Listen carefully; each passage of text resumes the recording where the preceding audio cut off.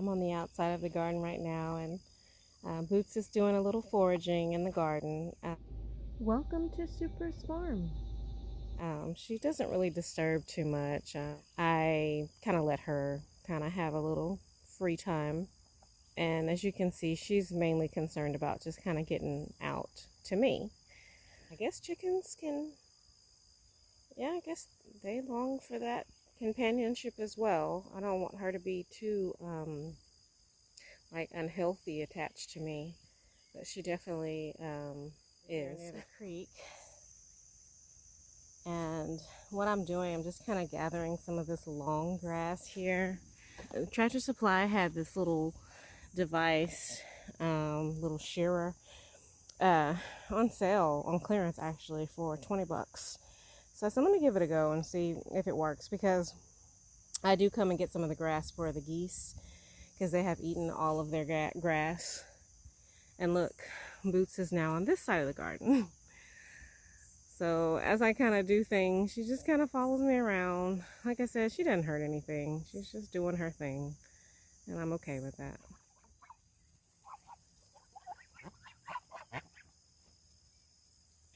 No, having to bring geese grass is not ideal. I would prefer not to have to do that, because as you can see, we definitely have plenty of grass. Phase 2 in my mind was always going to be to open up the back portion here and allow the geese all of this field here.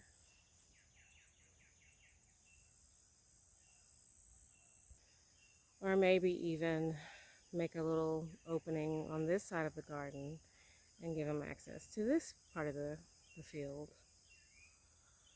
I was not anticipating the geese completely destroying all of their grass in that run so quickly. So we've got to come up with another solution, because cutting grass every morning and taking it to them, that is getting old quick.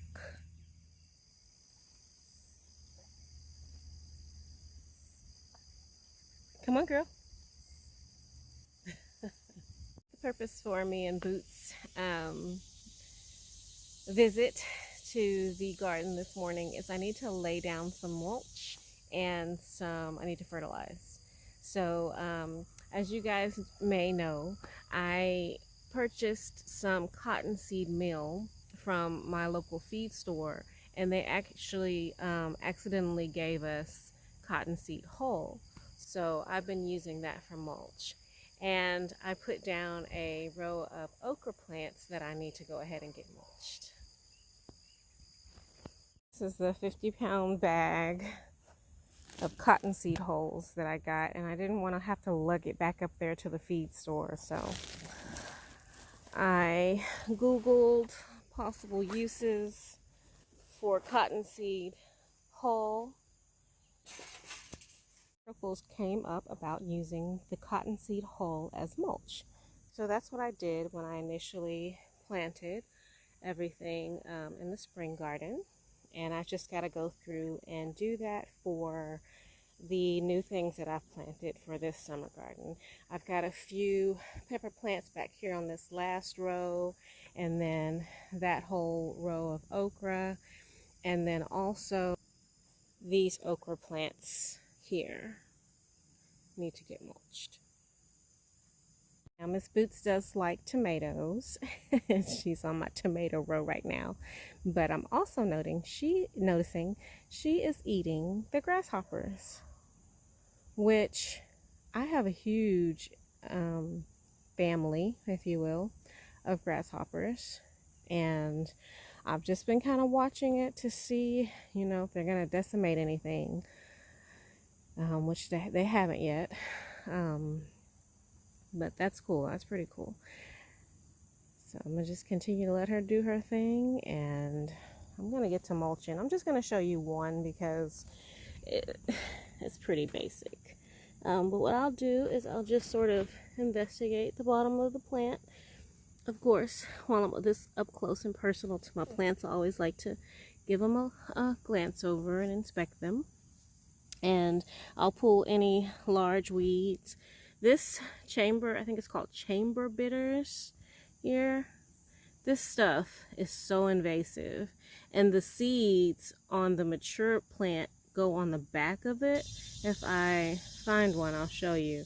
But that's why it's almost impossible to get rid of, because it grows super fast and you know, it just takes over. So I'll come down here and just sort of do a little weed eat. Although when I start putting the mulch on there, it's gonna kill it. Hey lady. Hello, sweet girl. And then all I'll do is get a nice size handful of the cottonseed hulls and just mulch the hole. Boots thinks it's some food.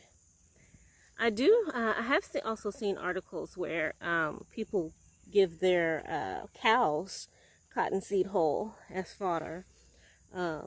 It's an all-natural product, so I don't think it's harmful, but I wouldn't want Boots to eat this. You know, at least not a lot of it. Look, she's gonna try it out.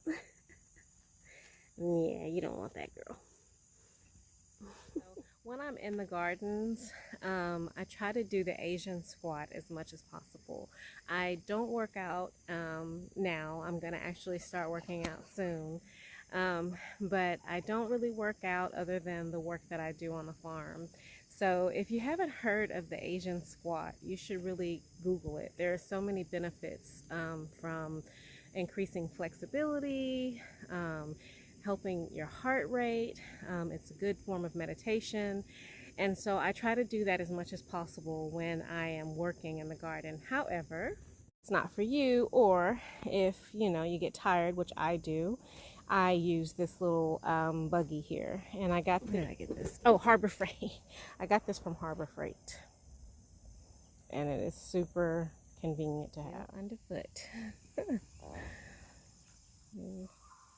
Just kind of going through the rows. If you haven't been following our story on Instagram, I kind of explain why Boots is in the garden. You can see on her bum. I thought she was getting picked on in the main chicken coop, so I pulled her out and put her over here in my in-ground garden. But when I first put her over here, it was getting worse. So I'm not sure if she was getting picked on, but she had been out for a couple weeks, and I tried to put her back in the chicken coop when I realized that it may have been just normal molting, you know, just shedding her feathers. But then she certainly was getting picked on then. I stood there and waited just to kind of observe how they would receive her back into the flock, and they were not having it. And she was not having it, and I didn't think it was worth, you know, trying to force it. So she had integrated well with the baby birdies, the little baby ducks and the little baby geese that I have over here in the in-ground garden. And so I just put her back over there. Now the ducks are in their enclosure, and it's only the goslings that are over here. So that's kind of who she hangs out with every day, is the goslings, and she runs them, let me tell you. Boots found her place in this farm world, and she's happy.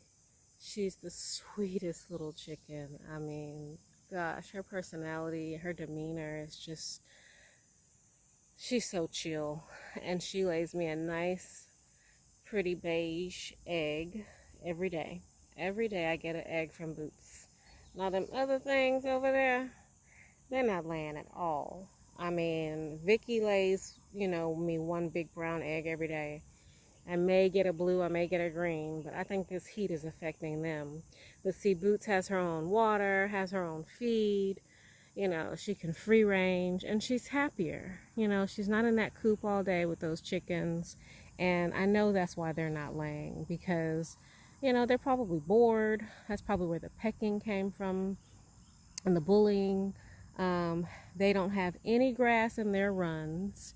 They have completely eaten all of the grass out of their runs. I do the same thing for the chickens that I do for the goslings. I take them grass all throughout the day as much as I can. I do give the chickens alfalfa, either the cut alfalfa, or I'll give them the pellets. I don't really give the goslings alfalfa anymore because a couple times I tried to give it to them, they didn't really like it. They like kale, they like cabbage, and then of course all the grass. They love the grass. So that's what I've been doing. And you know, I'm supposed to be out here working, and all I want to do is watch Boots just walk around and explore.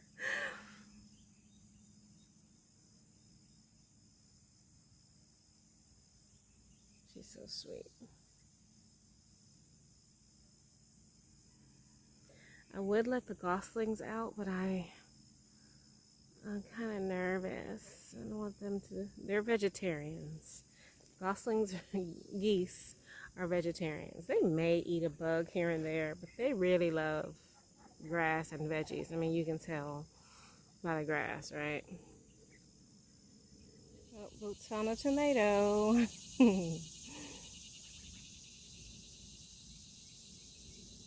Yeah, she likes tomatoes. Ask me how I know. Hi family, Boots is back in the enclosure here. Gotta do some more work around the property, so I just put her in there for safekeeping. But we appreciate you for watching, and we are completely and utterly grateful for everyone that has subscribed to follow our journey. We appreciate you. Peace and blessings from Super's Farm.